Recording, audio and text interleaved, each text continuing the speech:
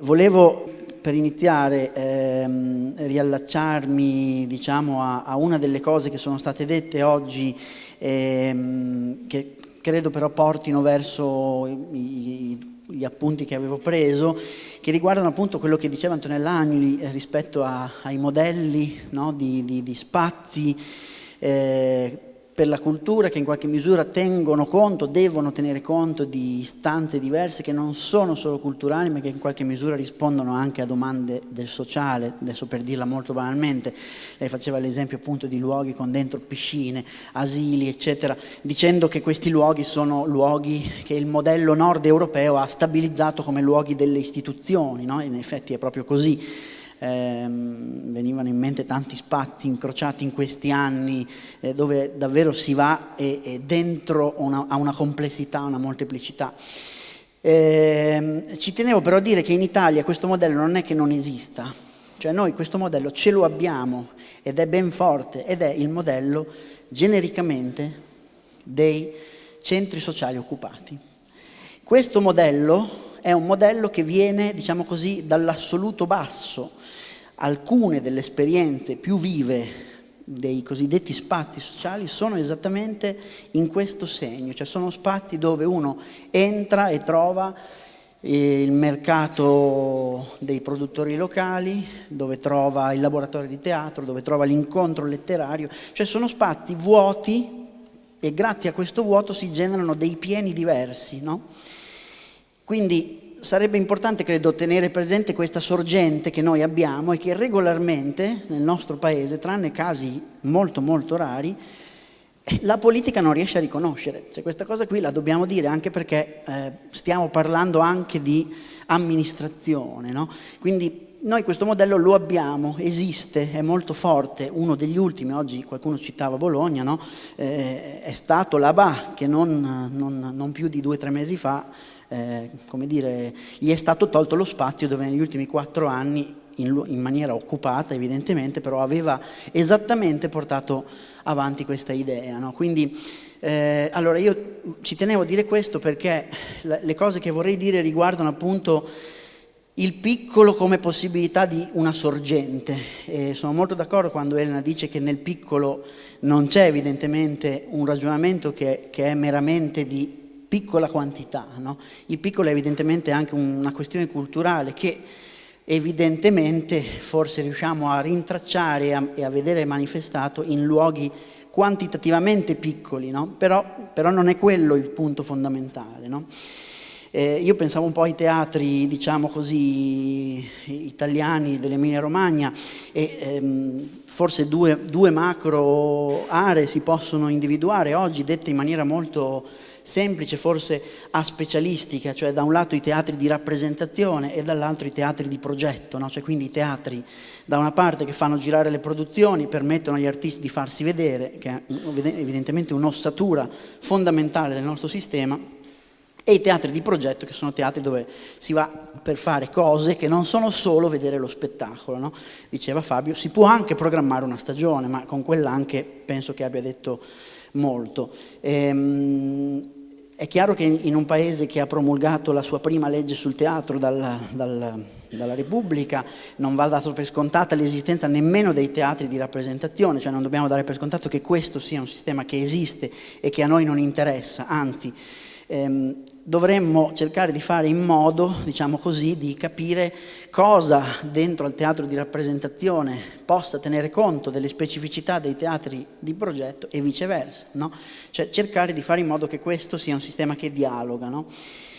Però mi piaceva anche tornare un po' alle origini, perché poi questa questione del non andare a teatro solo per vedere spettacoli ce l'abbiamo iscritta nel teatro pubblico e che forse poi questa origine di nuovo, questa sorgente ce la siamo un po' dimenticata, no? Allora credo che sarebbe opportuno un po' tornare alle nostre origini, no? Perché appunto il 1947, che vede la nascita del teatro pubblico in Italia con il Piccolo di Milano, già di per sé era un avamposto per la crescita culturale, faceva e programmava una serie di azioni che non erano solo vedere gli spettacoli, far vedere spettacoli, ma appunto gli amici dei teatri, riviste, serate di intrattenimento di vario genere, una forte contiguità e quasi consustanzialità con l'approfondimento, con l'approfondimento anche accademico, Théâtre populaire di Bernard Hort e Roland Barthes, per esempio, nasce in Francia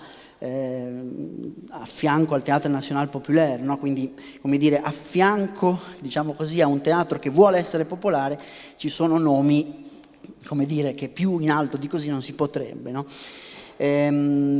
Oppure basterebbe rileggere un po' i famosi slogan di quegli anni, no? Il teatro come servizio pubblico, come l'acqua, il gas e la luce, oppure come il vino e il pane, sempre appunto da Jean Vilar, il Théâtre National Populaire, ma anche il nostro manifesto, quello di Paolo Grassi, Giorgio Streller, Mario Apollonio. Recluteremo i nostri spettatori quanto è più possibile nelle scuole, nelle maestranze, con forme di abbonamento che sollecitino e aiutino l'assiduità dell'intesa. Cioè quindi un'idea evidentemente di teatro pubblico che mette al centro il teatro in una serie di azioni e relazioni complesse come anche occasione di emancipazione dell'individuo, no? Questa è la nostra partenza, non è un'altra, cioè come dire che il teatro poi diventi teatro polveroso, di prosa, dove la gente non va, dove la gente non entra, dove se io dico teatro si dice velluto e non mi posso sedere perché c'è la polvere, come dicono la maggioranza degli adolescenti che ci capita di incontrare. Ecco, questa cosa qui non fa parte delle nostre origini, cioè questo lo dovremmo un po' ricordare, quindi forse da questo punto di vista il piccolo e quindi assume un'accezione di origine, cioè che cos'è che sta alla sorgente del nostro operare, no? E io credo che i piccoli teatri, questa sia una delle questioni che si devono porre per rinnovarla via via. Questa origine poi nel tempo viene, come dire, dimenticata o comunque si stabilizza in senso anche di teatro stabile, no? Diciamo in un sistema a preminenza registica dove appunto tutto ciò che eccede una presunta norma, soprattutto produttiva, non riesce a trovare una sorta di, diciamo così, riconoscimento che gli permetta di vivere, e questa cosa produce ovviamente nel corso di tutto il Novecento una serie di, come dire, ritorni a una domanda di fondo, cioè perché il teatro, perché siamo convinti di volere e di dover trovarci in questo luogo insieme, no? La lotta per il teatro è qualcosa di molto più importante di una questione estetica, e questo è il manifesto di Ivrea del 1967. E quegli anni come prima accennava anche il professor Guccini, quegli anni di animazione, di teatro che si inventa un pubblico fuori dai teatri, di teatro che si inventa un pubblico giovane, che fa nascere il teatro ragazzi, e così via, se ne potrebbero elencare tante fino agli stabili corsari di questa nostra regione, il Teatro delle Albe, ai prototipi degli anni 90, cioè un teatro che cerca di rifondarsi come linguaggio capace di parlare al presente, fuori spesso dall'origine teatrale, fino alle progettazioni politiche, estetiche, etiche dell'ultima generazione. Axè è stato un progetto nato qui dentro, voluto dal gruppo Nanu, sostenuto dall'Arboreto e da altre realtà. Tutti i tentativi, io credo, ancora prima forse della questione che sollecitava Guccini, no? E quindi questa questione fortissima, che credo sia un punto di non ritorno della discussione di oggi, no? di un teatro che oggi deve uscire per rifondare una sua legittimità, mentre prima questa legittimità era presente, no? Però forse ancora prima questi sommovimenti ci fanno tornare a questa origine, no? Cioè a questo dire il teatro come occasione, punto d'incontro di un sistema più, diciamo così, ampio, di una complessità dentro al quale il teatro sta al centro, no? È per questo che ho pensato un po' a perché il teatro, perché mi pare che nei piccoli teatri davvero ci possa essere o ci debba essere, questo è un po' forse quello che vorrei sostenere, ci debba essere in qualche misura questa domanda molto prossima al progettare: perché il teatro? Perché siamo convinti della sua necessità? Quando si inizia qualcosa non sappiamo ancora dove ci porterà, non abbiamo ancora la consapevolezza di dove andremo, no? Però forse siamo vicini a una risposta ideale del perché stiamo iniziando qualcosa. E io credo che il piccolo teatro e il piccolo in generale debba tenere presente questa domanda sorgiva, questa sorgente, no? Quest'estate ho incrociato alcuni luoghi, come dire, che verrebbe da dire strani, cioè dove il teatro mi sembra che si sia un po' si stia un po' riponendo questa domanda, forse in questa dinamica che descriveva Guccini, no? Dell'uscire per poi tornare. Un paese a 10 km da Lecce che si chiama Novoli, dove c'è un festival da 3 anni, un paese sulla costiera amalfitana dove viene fatto un festival in una tonnara, un monastero in provincia di Messina dove Tino Caspanello fa una residenza internazionale di drammaturgia, no? In tutti questi luoghi mi sembra che questa domanda sia molto visibile, come peraltro lo è in alcuni dei luoghi complessi che ha questa regione, no? Da questo luogo qui al progetto che sta facendo Elena, ai teatri nei boschi di Mondaino, del deposito attrezzi, ai teatri che tentano di tenere al centro un'istanza comunitaria, Casalecchio, ai teatri autocostruiti che nonostante tutto resistono dentro a vecchie, diciamo così, filande come è il Felix Guattari di Forlì. Però attenzione, non sono solo questi teatri che possono porsi questa domanda, sono anche i teatri, diciamo così, più di rappresentazione. Per esempio a Pavullo, dove l'anno scorso siamo stati con Ater a fare un progetto, c'è un teatro che è un teatro che mostra spettacoli, che organizza una stagione, eppure è sentito come un pezzo di comunità, no? Perché è anche un cinema, perché ospita incontri, perché ospita tè, merende. Allora io credo che questa questione del piccolo e della sorgente possa essere posta anche ai teatri grandi, anche ai teatri che si occupano principalmente di organizzare stagioni e di fare rappresentazioni. Questa è la cosa che volevo un po' rimarcare. Ci sono vocazioni diverse che evidentemente vanno tenute in considerazione, ma che non dovrebbero impedire di creare un andare, un venire diciamo così, che guardi alle vocazioni degli altri, no? Quindi un teatro che è più di progetto può organizzare stagioni, no? Può organizzare momenti di incontro e così via. E ci sono 4 punti che vorrei sottoporre e proporre, con i quali un po' termino, e che sono un po' così la tesi che volevo portare. Il teatro e il piccolo, diciamo così, dovrebbe e può essere sorgente del teatro in generale, a patto che faccia, o che comunque si cominci a pensare ad alcune cose in maniera un po' diversa, no? Intanto il piccolo non è minore, quindi in questo caso piccolo considerato come piccola, anche piccola età, piccolo come giovane, no? E qui riprenderei le parole di Janusz Korczak, medico, insegnante, pedagogista, che scriveva in questo intervento il diritto del bambino al rispetto, cresciamo con l'idea che grande sia più importante di piccolo, si rispettano e ammirano le cose grandi che occupano spazio.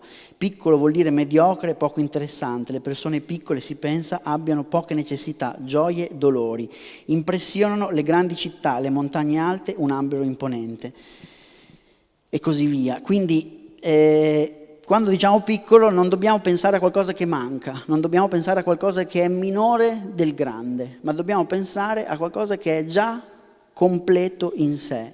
Questa potrebbe essere diciamo così, una considerazione da tenere presente se vogliamo porci la domanda della sorgente. In un testo seminale di qualche anno fa che si chiama La cospirazione contro i giovani, Vittorio Giacopini rifletteva appunto sullo stato, anche qui, di mancanza permanente dentro la quale releghiamo i giovani, no? Scriveva: bambini e ragazzi vivono in un non ancora permanente, la loro esistenza è attesa, esercizio propedeutica, e nel migliore dei casi crescere significa tessere a comando quella ragnatela di pratiche di adeguamento che definiamo istruzione ed educazione. Confinati in un limbo affollato di compiti, impegni e doveri rilevanti, i giovani non dovrebbero far altro che darsi da fare per venire ammessi in un paradiso sociale per definizione adulto, maturo. Però non bisogna accettare e rassegnarsi quando il paesaggio è bloccato, paludoso, puoi ancora provare l'azzardo di una lingua diversa o il sabotaggio. Se c'è una cosa che si può sempre fare è immaginare altre strade, altri scenari. Non è un giochetto da facile, no, ma bisogna provarci bene o male. Le responsabilità cominciano nei sogni, ma davvero. E anche qui piccolo, quindi, di nuovo come qualcosa che non deve essere considerato mancante e che forse deve darsi la responsabilità di immaginare altre possibilità, altre strade. Quindi l'idea di un teatro piccolo che non si considera mancante, che si dà la responsabilità di operare sognando, no? Mi prendo ovviamente così la responsabilità e il rischio, che so bene adesso di dire cose un po' sganciate dall'operare concreto evidentemente, però forse questi appunti critici possono anche essere questo, no? E la terza cosa viene da un manifesto degli anni '20 di Jacques Copeau, uno degli inventori della regia, uno degli inventori di una dimensione racchiusa, piccola, educativa.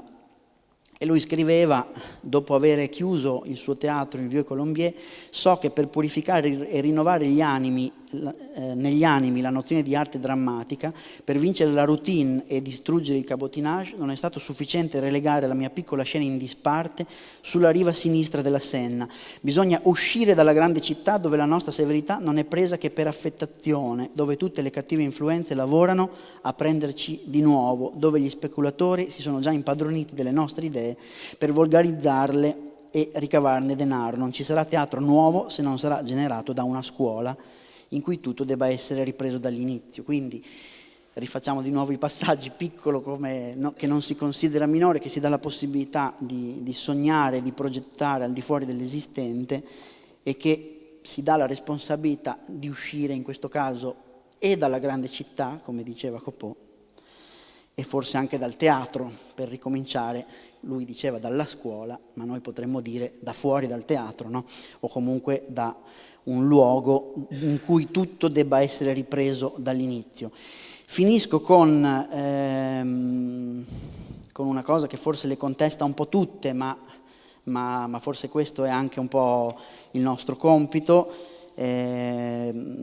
Al recente Festival Crisalide è stata fatta un'intervista a Rocco Ronchi, dove gli veniva chiesto un pensiero rispetto alla condizione iniziale, alla condizione dell'abbrivio, dell'inizio, no? E lui diceva: cosa accade quando l'inizio inizia? Io credo che accada già la realtà dell'opera. Non si tratta di un embrione, in realtà tra opera compiuta e il suo momento iniziale c'è una radicale differenza di natura. Non c'è somiglianza tra l'inizio di qualcosa e ciò che ne scaturirà.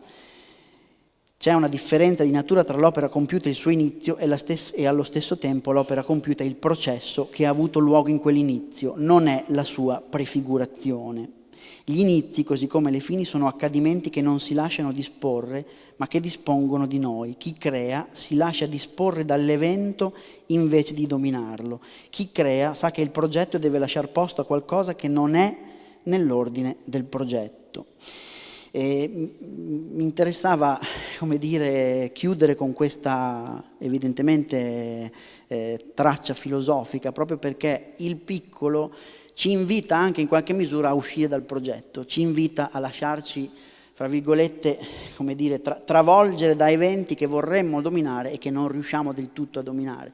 Probabilmente dentro al piccolo, dentro ai teatri piccoli, in maniera evidentemente paradossale, come però paradossale, per esempio, quando abbiamo attraversato una stagione in cui si citava molto il terzo paesaggio di Gilles Clément, no? In cui si diceva bisogna lasciare degli spazi vuoti. Come si fa a lasciare degli spazi vuoti dentro il progetto, no? Allo stesso tempo qui come si fa a non progettare, a uscire dalla dimensione di progetto, e forse il piccolo ci invita a fare questo, no? Ci invita in qualche misura a ritornare a una dimensione di sorgente, di inizio, dove quando le cose stanno partendo in fondo ci travolgono e ci portano da una parte che non avevamo progettato. Chi più che un teatro piccolo può fare questo? Forse nessun altro, ecco.